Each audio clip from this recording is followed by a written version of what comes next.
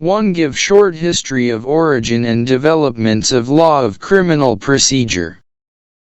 Discuss important changes introduced in scope and object. ANS. History of law of procedure in criminal courts.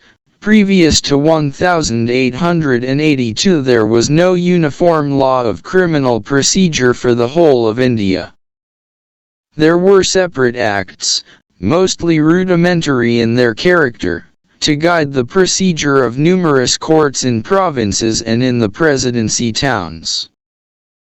These acts of procedure were replaced by Act X of 1882, which was Code of Criminal Procedure 1882, Act X, which gave for the first time a uniform law of procedure for whole of India, and it was supplanted by a new code in 1898. The Code of Criminal Procedure 1898 underwent drastic amendments at the hands of legislature in 1923, and since 1923 changes were made from time to time by minor amendment acts. The code again underwent drastic amendments in 1955 by Code of Criminal Procedure, Amendment, Act 26 of 1955. Schemes for the separation of judicial and executive functions of magistrate were introduced by state legislatures from time to time, and the code was amended accordingly. There was a constant demand for the revision of the code, partly to simplify the procedure and partly to introduce a uniform system in the country in relation to judicial and executive functions of magistrates.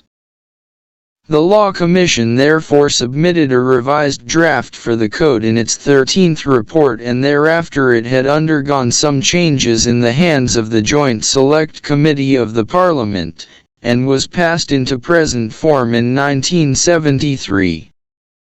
Important changes to Act 2 of 1974. Following changes were brought about with a view to speeding up the disposal of criminal cases. The preliminary inquiry which precedes the trial by Court of Session, known as committal proceedings, was abolished. 2. The scope of summary trials was widened by including offenses punishable with imprisonment up to 1 year instead of 6 months. 3. The power of revision against interlocutory orders was taken away. 4. The provisions for compulsory stoppage of proceedings by subordinate court on mere intimation from a party of his intention to move a higher court for transfer of the case was omitted. V. Provision was made for service of summons by registered post in certain cases. 6. Provisions for legal aid to indigent persons were made. 7. Courts have been empowered to order for payment of compensation by accused to victims of crime.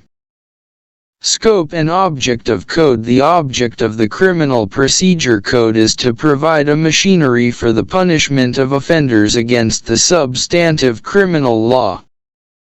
It prescribes the procedure for the trial of offenses which the Indian Penal Code defines.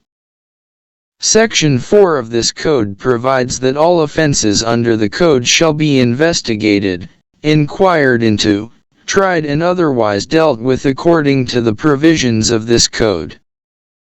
It also provides that offenses under a law other than the Indian Penal Code will also be tried according to the provisions of the Procedure Code, but subject to any provision in that other law in regard to investigation, inquiry, or trial. Section 4, 2.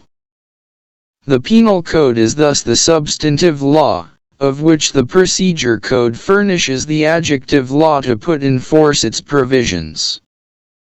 The Code is a code of procedure and, like all procedural laws, is designed to further the ends of justice and not to frustrate them by the introduction of endless technicalities. The object of the code is to ensure that an accused person gets a full and fair trial along certain well-established and well-understood lines in accord with our notions of natural justice. In Wilie Staney v. State of MP. Air 1956 SC 116, it was observed the object of code is to ensure that accused person gets full and fair trial along certain well-established and well-understood lines that accord with our notions of natural justice. Under the code, as in all procedural laws, certain things are regarded as vital. Disregard of provisions of that nature is fatal to trial and at once invalidates the conviction. Other are not vital, and whatever the irregularity, they can be cured. Chapter 45 of the Code has carefully classified certain kinds of errors and expressly indicates how they are to be dealt with.